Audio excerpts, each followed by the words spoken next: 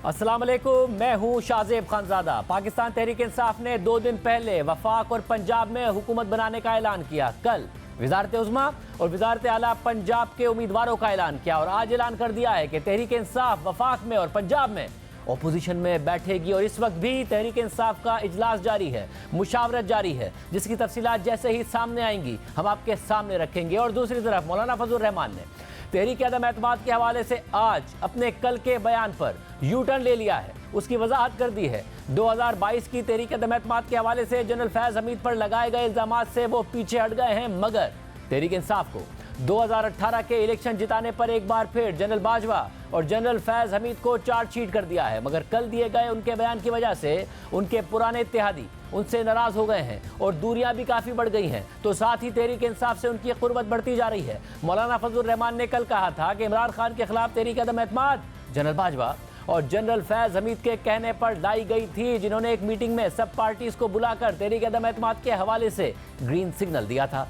मौलाना के इस बयान को नून लीग, पीपल्स पार्टी और MQM ने हकाइक के बरक्स करार दे दिया है। साथ ही उस मीटिंग में जो लोग मौजूद थे उन्होंने आज प्रेस कॉन्फ्रेंस की और कहा कि यह हकाइक के बरक्स मौलाना की तरफ से बात की गई है। जबकि साबिक army chief general retired Qamar Javed Bajwa और साबिक DGI ISI general retired Faiz Hameed ने मौलाना फजल रहमान के बयान की तरदीद कर दी। Investigation the news Ansar Abbasi की रिपोर्ट के मुताबिक जनरल कमर जावेद बाजवा और जनरल फैज़ हमीद के करीबी ज़राए ने कहा है कि JUI के सरबराह को चाहिए कि अपने हकाइक दुरुस्त कर लें। जनरल फैज़ हमीद अदम एतमाद की तहरीक से पहले ही ISI छोड़ चुके थे और कोर कमांडर पेशावर लग चुके थे।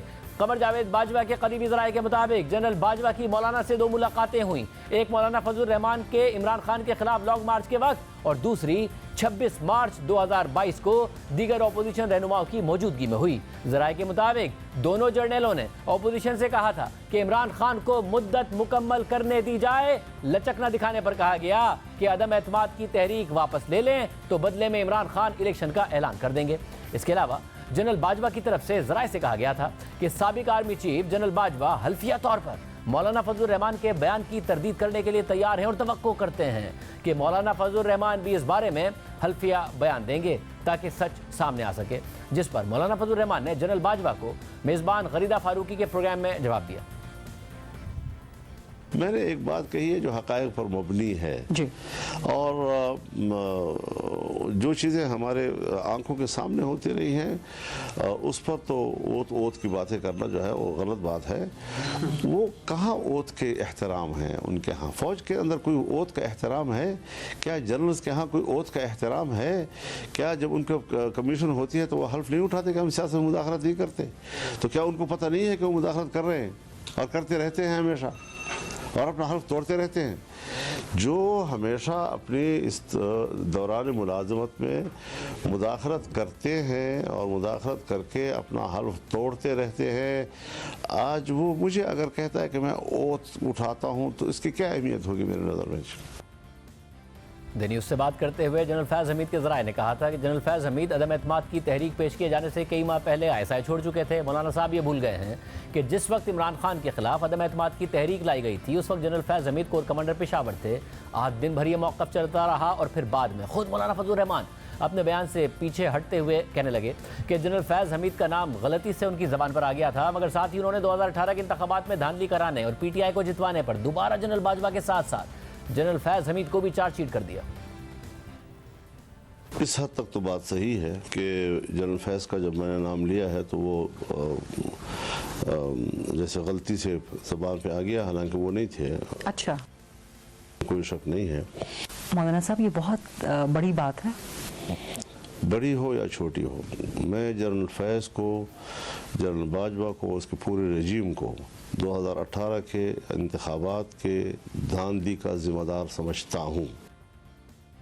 सिर्फ यही नहीं, मौलाना फजल रहमान ने कल कहा था कि जनरल बाजवा और जनरल फैज़ हमीद के कहने पर ही इमरान खान के खिलाफ तहरीक अदम एतमाद लाई गई थी। खाका उन्होंने तैयार किया था, नून लीग और पीपल्स पार्टी ने इस पर मोहर लगाई थी। लेकिन आज मौलाना फजल रहमान ने यह कहा कि जनरल बाजवा ने तहरीक अदम एतमाद वापस लेने और वज़ीर आज़म इमरान खान की तरफ से इस्तीफ़ा देने का ऑप्शन दिया था, जिसे तमाम जमातों ने मुस्तरद कर दिया था।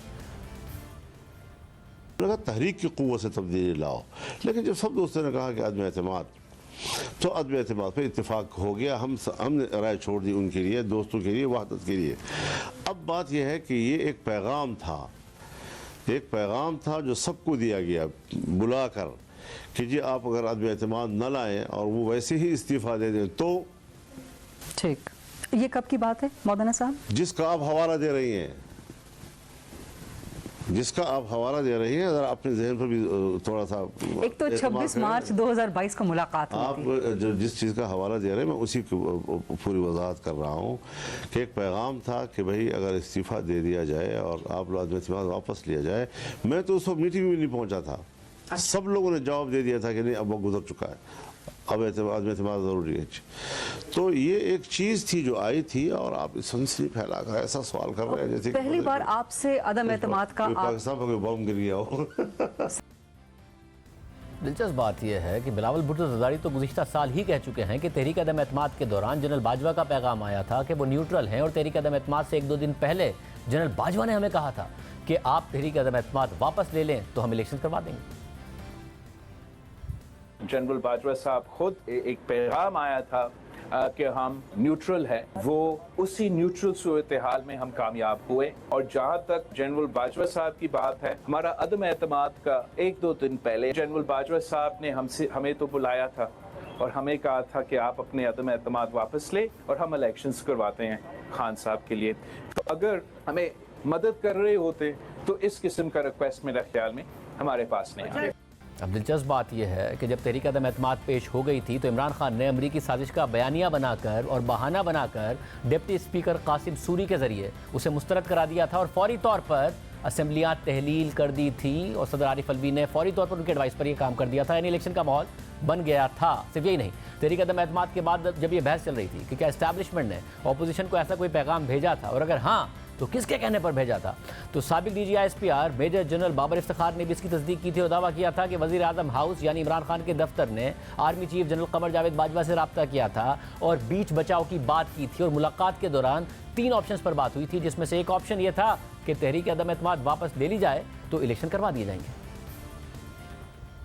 वो ऑप्शंस एस्टेब्लिशमेंट की तरफ से नहीं रखी गई थी। प्राइम मिनिस्टर्स ऑफिस की तरफ से चीफ ऑफ आर्मी स्टाफ को अप्रोच किया गया था कि जब ये डेडलॉक बरकरार था कि इसमें कोई बीच बचाव की बात करें। इट इज़ वेरी अनफॉर्चुनेट कि हमारी सियासी जमातों की क़यादत आपस में बात करने पे या उसके ऊपर तैयार ना थी उस वक्त। आर्मी चीफ और DGI भी उसमें गए PM ऑफिस, वहाँ पे उनके साथ जो उनके रफ़क़ा थे उनके साथ बैठ के वहीं पे ये 3 सिनेरियोज़ डिस्कस हुए कि क्या क्या हो सकता है। और उन 3 सिनेरियोज में एक सिनेरियो जो था कि जी no confidence motion goes as it is, दूसरा था कि प्राइम मिनिस्टर साहब रिज़ाइन कर दें और तीसरा था कि अपोजिशन नो कॉन्फिडेंस मोशन वापस ले ले, प्राइम मिनिस्टर साहब असम्बली डिज़ोल्व करके फ्रेश इलेक्शंस की तरफ चले जाए। तीसरी ऑप्शन जो थी उस वक्त वज़ीर आज़म साहब ने कहा कि जी ये दिस इज़ एक्सेप्टेबल, ये आप हमारे बिहाफ पे उनसे बात करें। सो चीफ ऑफ आर्मी स्टाफ ने फिर उस वक्त जो अपोजिशन थी PDM उनके पास लेके गए, उनके सामने ये गुजारिश रखी और उसके ऊपर सरासल बहस के बाद उन्होंने कहा कि जी हम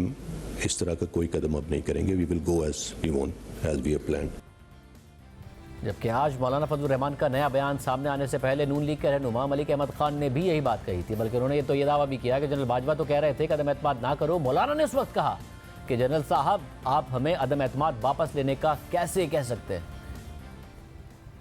मेरे सामने जो वाकया पेश आया मैं आपके सामने रखना चाहता हूँ, वो ये था कि उसमें तो वो कह रहे थे कि अदम एतमाद ना करो, वो तो उसके नुमाइंदे इमरान खान के, जिसको मैं भी माइंड कर रहा था कि ये क्या कह रहे हैं, ये कैसे बात कर रहे हैं। और जनरल फैज तो उस वक्त सबकी हिट लिस्ट में था। किस वक्त जनरल फैज ने इनको जाके बायो साहब के साथ एक मीटिंग जिसमें सब पूरी पॉलिटिकल पार्टीज के सरबराहान थे, उस मीटिंग में हम भी सोच रहे थे कि अगर ये इलेक्शंस दे रहा है तो हमें इस ऑर्डील में से गुजरने की क्या जरूरत है, अगर ये स्टेप डाउन करता है और फौरी इलेक्शन की तरफ चला जाता है। तो मौलाना का वहां पर मेरी मौजूदगी में इस बात पर कि आप हमें ये क्यों कह रहे हैं, अब हमने ये सब कुछ किया है, मौलाना ने उस वक्त बड़ा फर्म स्टैंड दिया। उन्होंने कहा जनरल साहब आप हमें विड्रॉ करने के लिए कैसे कह सकते, अगर तो ये जनरल साहब ने डलवाई थी तो फिर वो विड्रॉ कराने क्यों आए बैठे थे। और जनरल फैज का तो गालिबन ये झगड़ा रहा इस बात पे कि वो वहां पर नहीं थे और वो तो उस वक्त शायद किंग कोर कमांडर होंगे, प्रॉब्ली आई डोंट नो, वो अपनी बात खुद कर सकते हैं, मुझे नहीं पता। सिर्फ यही नहीं, तहरीक अदम एतमाद के दिनों में होने वाली उस मीटिंग में मौजूद MQM के सरबराह खालिद मकबूल सिद्दीकी ने भी आज मौलाना फजलुर रहमान के कल के बयान पर रद्दमल देते हुए कहा कि जनरल बाजवा ने तो अदम एतमाद वापस लेने की बात की थी। जिस मीटिंग की बात की जा रही है 26 मार्च की, उसमें एमकेएम को भी मदऊ किया गया था, मैं मौजूद था। जो बात मौलाना फजलुर रहमान ने इस हवाले से की है, मामला मुकम्मल तौर पे इससे मुख्तलिफ है, मुकम्मल तौर पे इससे मुख्तलिफ है। मैं इस बात की वजाहत कर दूं कि बाजवा साहब ने अदम एतमाद तो पेश हो चुकी थी, उस पर तो बात हो रही थी, उस पर तो काम हो रहा था। ये बात उससे पहले की जा सकती थी, महीने 1.5 महीने पहले। उस दिन उन्होंने अदम एतमाद वापस लेने की बात की। इसका मतलब अदम एतमाद की तहरीक पेश की जा चुकी थी या उसके तमाम मरहल मुकम्मल हो चुके थे। इससे आगे अगर हमने और आपने बात बढ़ाई तो आप जमहूरियत के लिए कोई मौका खो न दें। जबकि इमरान खान के अमरीकी साजिश के बयानिए पर आज मौलाना फजलुर रहमान ने कहा है कि अदालत ने भी साबित कर दिया कि कोई साजिश नहीं थी और अमेरिका से भी वजाहत आ गई और यहाँ के इदारों ने भी कह दिया कि कोई साजिश नहीं थी। पाकिस्तान तहरीक इंसाफ का मौक़िफ़ ये रहा है कि साजिश बैरूनी हुई अमेरिका से और फिर अंदरूनी अनासिर के साथ मिलकर उस साजिश को पाया तकमील तक पहुँचाया गया। तो क्या आप समझते हैं? वो तो मेरे ख्याल में कोर्ट ने भी साबित कर दिया कि बाहर की कोई साजिश नहीं थी और अमेरिका से भी जो है वजाहत आ गई कि कोई बाहर की साजिश नहीं थी। यहाँ के इदारों ने भी कह दिया कि कोई बाहर की साजिश नहीं थी, तो वो तो ख़त्म हो गई बात। अब इसके अलावा मौलाना फजलुर रहमान ने कल तहरीक इंसाफ के वफ़द से मुलाकात से मुताल्लिक़ कहा है कि धांधली तो यकीनन हुई है, लेकिन हम कहते हैं कि धांधली तो आपके लिए हुई है और ये बात मैंने तहरीक इंसाफ के वफ़द से कही। मौलाना फजलुर रहमान का और JUIFA का मौक़िफ़ यही है कि खैबर पख्तूनख्वा में भी धांधली हुई है और उसका फ़ायदा ये तो मैंने उनसे कल खुद कहा है। अच्छा कि KP में धांधली हुई और आप उसके बेनिफिशियरी हैं। आपके मेहमान, आपकी मेहरबानी, आप तशरीफ लाए हैं। धांधली तो यकीनन हुई है, ये हमारा मौक़िफ़ है, लेकिन आप तो कहते हैं कि धांधली हुई है और हम कहते हैं कि धांधली तो आपके लिए हुई है। बहरहाल अब नई सफबंदी हो रही है। मौलाना फजलुर रहमान और इमरान खान करीब आ रहे हैं, जबकि नून लीग और पीपल्स पार्टी से उनके फासले बढ़ गए हैं। मगर दूसरी जानिब तहरीक इंसाफ की जानिब से आज एक बड़ा ऐलान सामने आया है। 2 दिन पहले PTI ने 48 घंटे में अपनी अक्सरियत साबित करने का ऐलान किया। फिर कल उमर अयूब को वज़ीर आज़म का उम्मीदवार नामजद किया, मगर फिर आज अचानक अपोजिशन में बैठने का ऐलान कर दिया। आज कौमी वतन पार्टी के सरबराह आफ्ताब शेरपाव से मुलाकात के बाद तहरीक इंसाफ के रहनुमा बैरिस्टर सैफ ने बयान दे दिया कि पाकिस्तान तहरीक इंसाफ ने अपोजिशन में बैठने का फैसला किया है। इसके अलावा तहरीक इंसाफ ने कल यानी हफ्ते को अवामी सतह पर धांधली के खिलाफ एहतजाज की कॉल दी हुई है, जबकि आज तहरीक इंसाफ के रहनुमा और उम्मीदवारों ने इस्लामाबाद में धांधली से मुतालिक प्रेस कॉन्फ्रेंस की। इस मौके पर तहरीक इंसाफ के तर्जुमान रऊफ हसन ने कहा कि 177 में से हमें 92 सीटें दी गई हैं और 85 सीटें फ्रॉड के जरिए हमसे ले ली गई हैं। जो वोट्स फॉर्म 45 में हैं वो फॉर्म 47 में नहीं हैं। नून लीग की तर्जुमान मरियम औरंगजेब ने तहरीक इंसाफ के धांधली के इल्जामात पर कहा है कि जब इलेक्शन कमीशन के पास दरख्वास्तें गईं तो सिर्फ स्क्रीनशॉट्स जमा कराए गए, असली फॉर्म 45 नहीं जमा कराए गए। सिर्फ PTI नहीं बल्कि मुल्क की दीगर जमातें भी सड़कों पर हैं। आज जाम शोरो टोल प्लाजा पर पीपल्स पार्टी और MQM के अलावा सूबा सिंध की तमाम छोटी बड़ी जमातों ने एहतजाज किया, जिसमें GDA में शामिल जमातों के साथ साथ जमात इस्लामी और JUI के हामियों ने बड़ी तादाद में शिरकत की। हमारे साथ इस वक्त तहरीक इंसाफ के रहनुमा अली मोहम्मद खान साहब मौजूद हैं, जिन्होंने आज अडियाला जेल में इमरान खान साहब से मुलाकात भी की। उसकी तफसीलात भी उनकी तरफ से सोशल मीडिया पर सामने लाई गई। अली मोहम्मद खान साहब बहुत शुक्रिया हमें ज्वाइन करने के लिए। ज़ाहिर है आज आप मिले, आपने उसकी तफसीलात भी शेयर की, मगर 2 दिन पहले कहा गया तहरीक इंसाफ की तरफ से हम वफाक में और पंजाब में भी हुकूमत बनाएंगे। खैबर पख्तूनख्वा के साथ साथ कल ऐलान भी किया गया कि कौन कौन हमारा वफाक में उमर अयूब साहब होंगे, इसके अलावा इकबाल साहब होंगे पंजाब में। मगर आज बैरिस्टर सैफ साहब ने कहा कि हम अपोजिशन में बैठेंगे, क्यों? बहुत शुक्रिया। बिस्मिल्लाहिर्रहमानिर्रहीम। अल्लाहुम्मा सल्लि व सल्लिम मुबारक अला सय्यिदिना मोहम्मद व अला आलि मोहम्मद। सबसे पहले तो आपने जो मुलाकात की बात की, बड़ी मुश्किल से मुलाकात हुई, इतने अरसे बाद। कोशिश तो थी काफ़ी अरसे से, लेकिन इलेक्शन तक मेरे ख्याल में शायद सख्ती बहुत ज़्यादा थी, तो किसी भी सियासी रहनुमा को मिलने की इजाज़त नहीं थी। तो बहरहाल बहुत खुशी हुई। खान साहब की सेहत मुझे बहुत अच्छी लगी और शाश बशाश भी थे और हाई स्पिरिट्स में थे।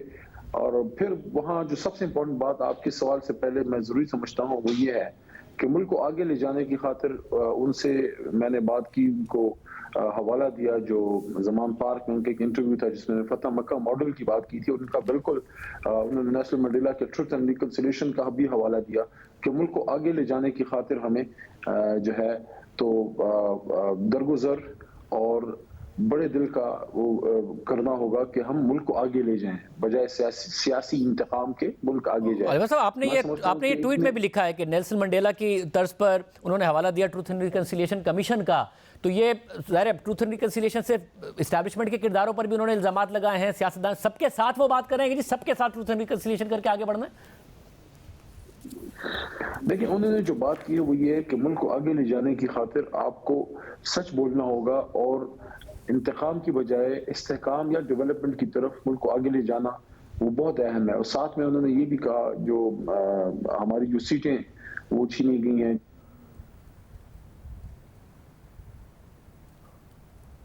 कि उसी सिलसिले में कल एहतजाज भी है, उसी सिलसिले में अदालती एक लड़ाई भी हमारी आगे आ रही है, क्योंकि जब तक मैंडेट का फैसला नहीं होता तो ये इलेक्शन का पूरा प्रोसेस ही एक लामानी सी फिर कोशिश है, क्योंकि उसका फिर असल मकसद फौत हो जाता है अगर अवाम ने जिसको मैंडेट दिया है और वो उसकी बजाय किसी और का निकले।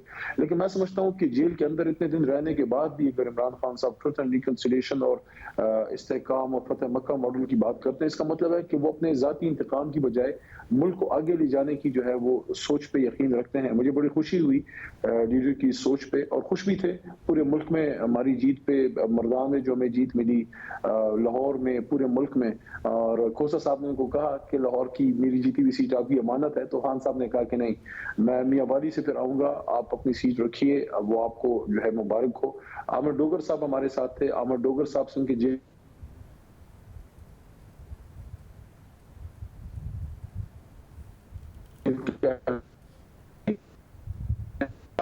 इसको मैं अप्रिशिएट करता हूँ। सब, और मुझे साथ में बताइएगा कि हुकूमत के हवाले से क्या कहा बैरिस्टर सैफ साहब ने आज जो अनाउंस कर दिया कि हम अपोजिशन में बैठेंगे वफाक में और पंजाब में, ये बात हुई इस हवाले से आपकी? हुकूमत के हवाले से देखिए सिंपल सी बात है कि हम नून जी खानजादा साहब नून लीग या पीपल्स पार्टी से हुकूमती अलायंस के तो जनाब इमरान खान साहब हक में नहीं है। तो एक ही सूरत में हम हुकूमत में आ सकते हैं कि जो हमारे फॉर्म 45 के तहत जो हमारी सीटें बनती हैं वो, और रिजर्व सीट्स जो हमारा हक है मुल्क की सबसे बड़ी जमात का, कि उनके जो खवातीन हैं, सबसे बड़ी आबादी को रिप्रेजेंट करने वाली जमात जो है, तो उनके जो खवातीन मेंबर्स हैं उनको कर रहा है, तो अपने दम पे, अपनी ताकत पे ही हम हुकूमत में आ। पीपल्स पार्टी के साथ तो हम हुकूमती अलायंस नहीं कर सकते, बाकी तमाम जमातों से गुफ्तगू चल भी रही है। कल एक नशिस्त मोहतरम फॉर्मर स्पीकर असद फैसल साहब की भी हुई जनाब मौलाना फजल रहमान साहब से, तो वो एक सिचुएशन है। एक्सपेक्ट हम कर रहे हैं कि इंसाफ होता है और हमारा मैंडेट हमें मिलता है तो हम अपनी खुद की पोजीशन हमारी 160 प्लस की बनती है, तो छोटी जमातों के साथ बैठ कर हुकूमत इंशाल्लाह बना सकते हैं। वैसे भी अभी भी सदर मुमलिकत आईनी तौर पर मैं समझता हूँ कि जो सबसे ज्यादा सीटें लेने वाली जमात की हमायत याफ्ता इस तरह कह लें तो पार्लियामेंट में अभी भी हमारी अक्सरियत है, 93 तो हमारे अभी भी मौजूद है।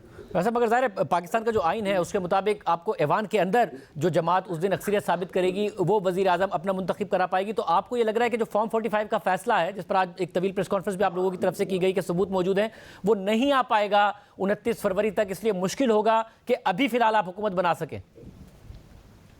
देखिए, पार्लियामेंट में अपोजिशन भी होती है खानजादा साहब और अपोजिशन भी होती है, तो आज की अपोजिशन कल की हुकूमत होती है। अगर हम अपने दम पे हुकूमत नहीं बना सकते तो मैं तो इस पे बड़ा क्लियर हूँ खानजादा साहब, और मैं समझता हूँ कि खान साहब की यही सोच है और वो यही है कि हम इख्तिदार की खातिर अपने नजरिए की कुर्बानी तो नहीं दे सकते।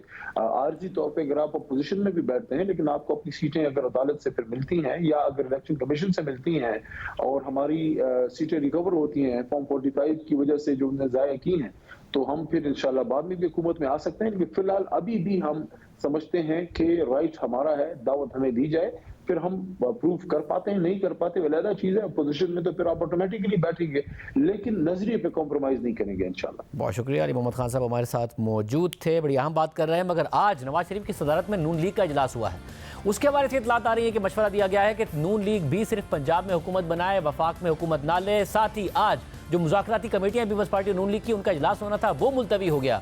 इन दोनों मीटिंग्स में मौजूद और कमेटी में मौजूद जो रहनुमा हैं वो हमारे साथ होंगे एक ब्रेक के बाद।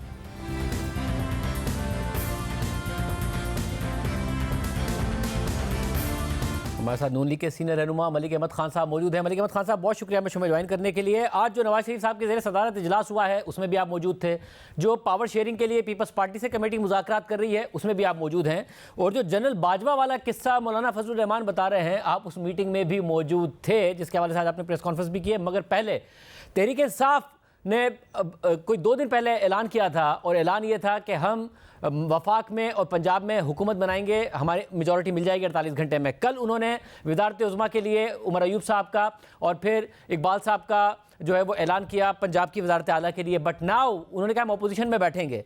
मगर आज के जो इजलास की अंदरूनी कहानी जिसमें आप मौजूद थे वो ये आ रही है कि नवाज शरीफ साहब को भी आप लोगों की तरफ से मशवरा दिया गया, कुछ शुरा की तरफ से, कि हमें वफाकी हुकूमत नहीं लेनी चाहिए, पंजाब में नून लीग और आज़ाद अरकान के साथ मिलकर आज़ादी से हमारी हुकूमत बन सकती है, मगर हमें वफाक में हुकूमत नहीं बनानी चाहिए। क्या ये बात दुरुस्त है और क्या फैसला हुआ फिर?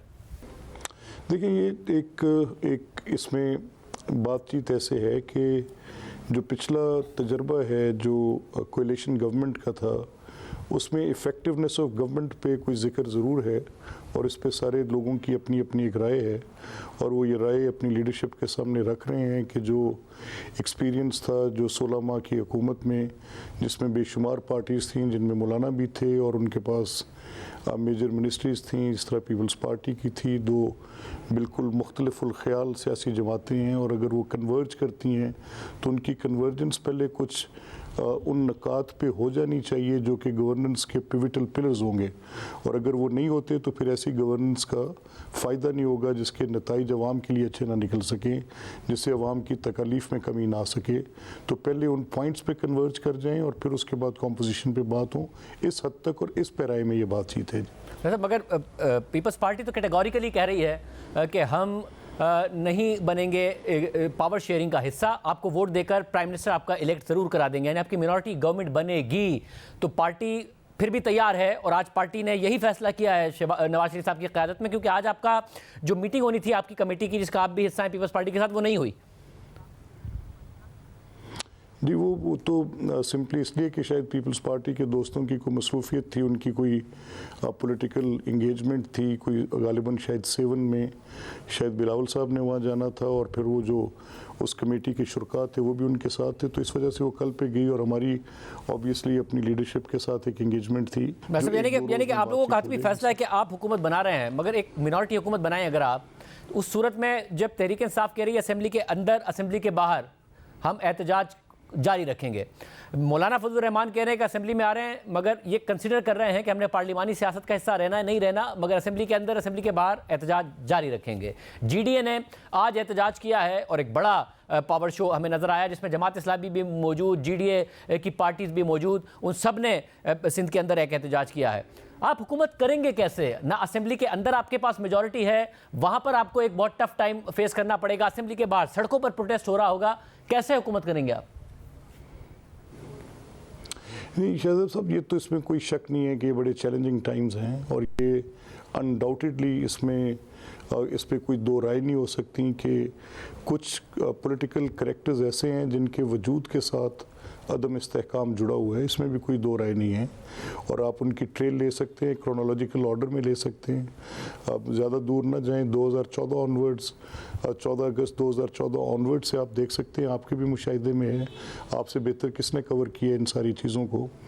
लेकिन एक सियासी अदम इस्तेहकाम तो इस वक्त ऑर्डर ऑफ द डे बना हुआ है, इसमें कोई शक नहीं है।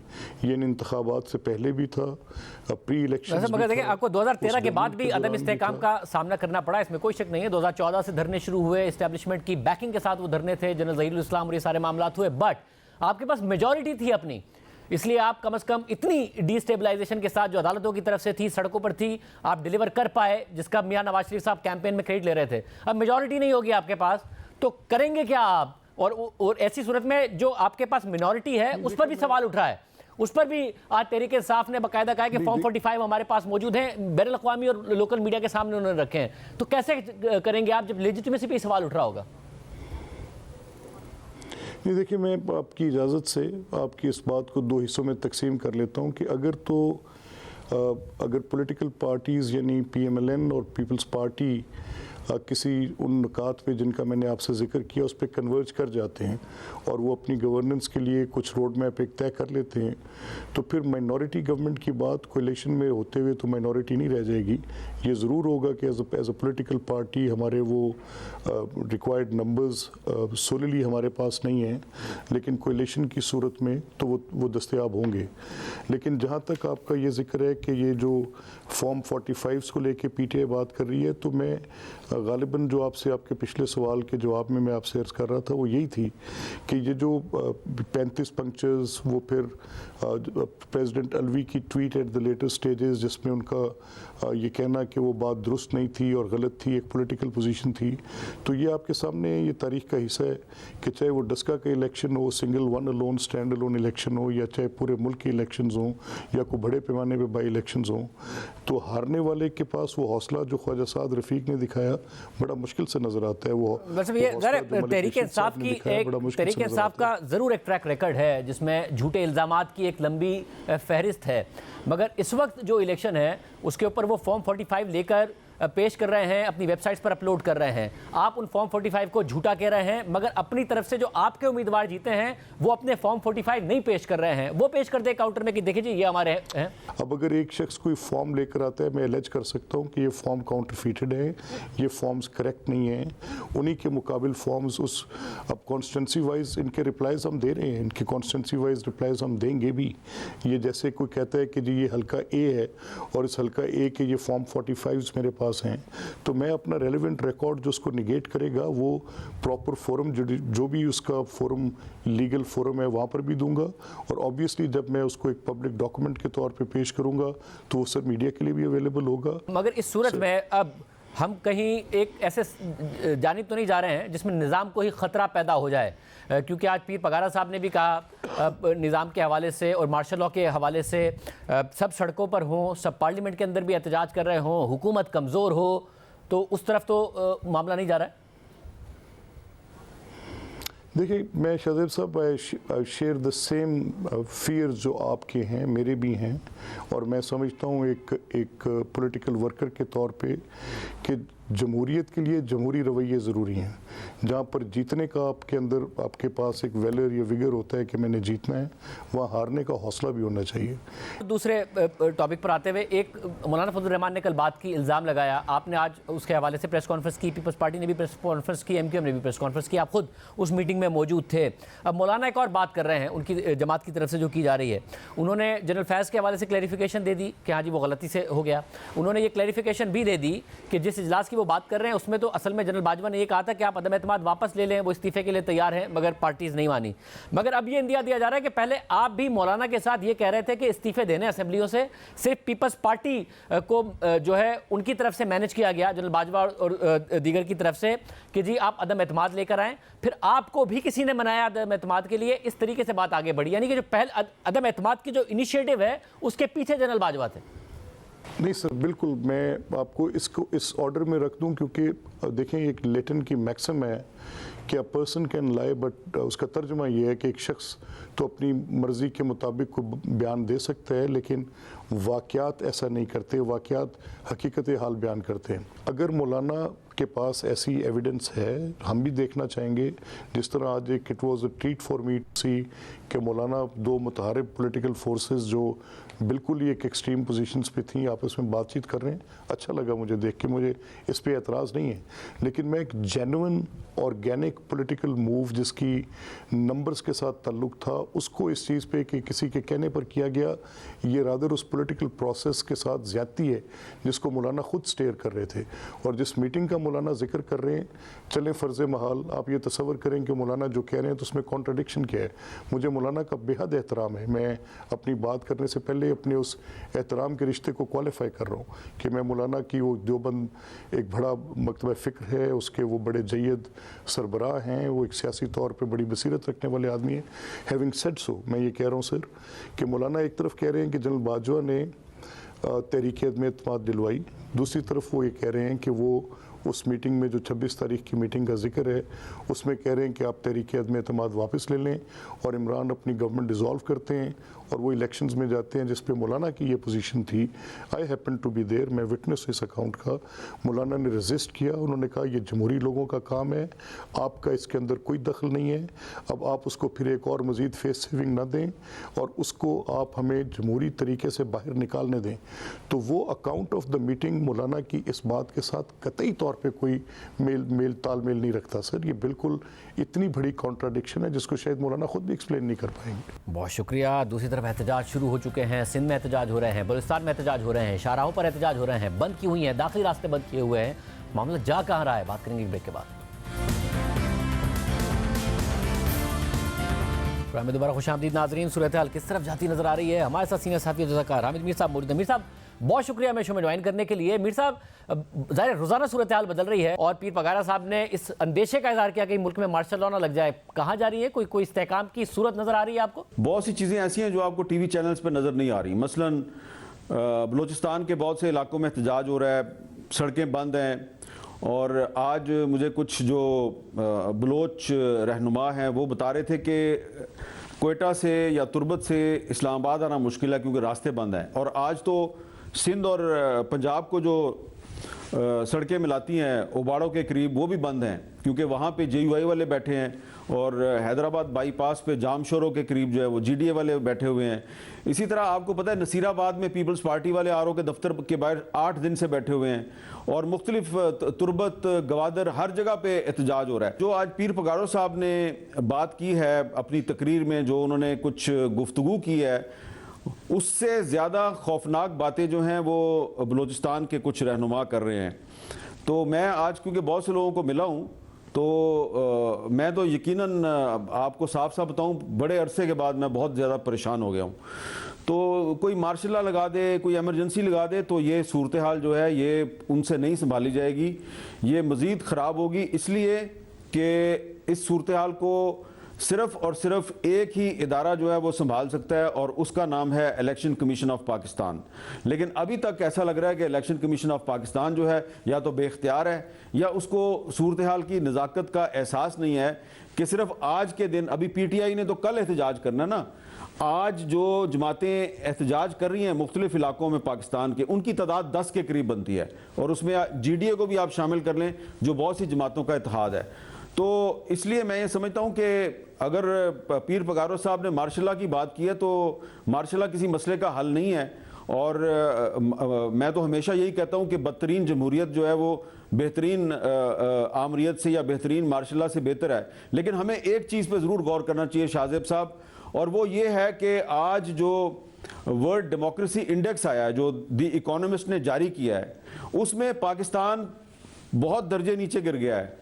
2022 में पाकिस्तान डेमोक्रेसी इंडेक्स में 105वें नंबर पे था और कहा जाता था पाकिस्तान में एक हाइब्रिड रिजीम है।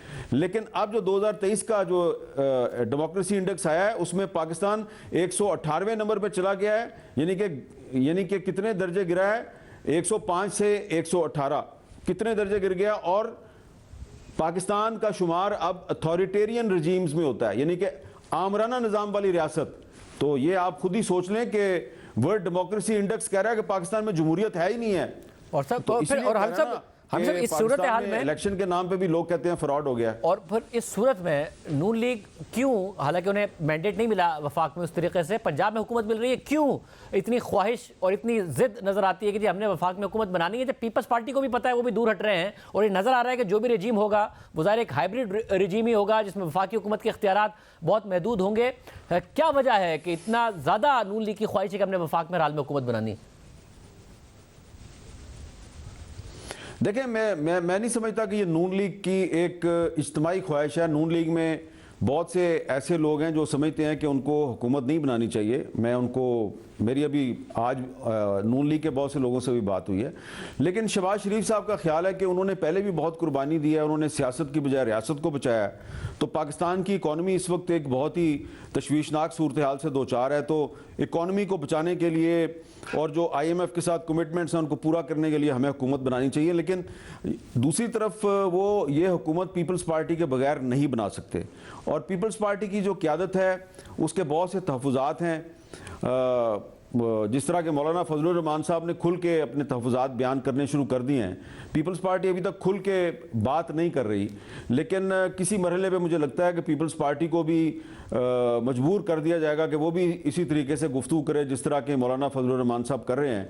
तो इसलिए पीपल्स पार्टी जो है वो अगर खुल के उसने भी बात कर दी तो फिर नून लीग के लिए बड़े मसला पैदा हो जाएगा। इसलिए मैं ये समझता हूँ कि नून लीग को चाहिए कि सिर्फ पीपल्स पार्टी के साथ नहीं बल्कि तमाम सियासी जमातों के साथ एक डायलॉग करे। और इस सिलसिले में जो नून लीग के रहनुमा ख्वाजा साद रफ़ीक साहब हैं, उनकी जो एक तजवीज़ है कि नून लीग को चाहिए कि पीटीआई समेत तमाम जमातों से बात करे और डायलॉग का रास्ता इख्तियार करे, क्योंकि इसके अलावा कोई रास्ता नहीं है। और मैं बात दोबारा यही कहूँगा कि इलेक्शन कमीशन ऑफ पाकिस्तान सूरत हाल की नज़ाकत का एहसास करे। अभी तक मीडिया पर वो बातें नहीं आ रही जो इलेक्शन कमीशन के स्टाफ के बारे में मैंने बलूचिस्तान के लोगों से सुनी है, खैबर पख्तूनख्वा के लोगों से सुनी है।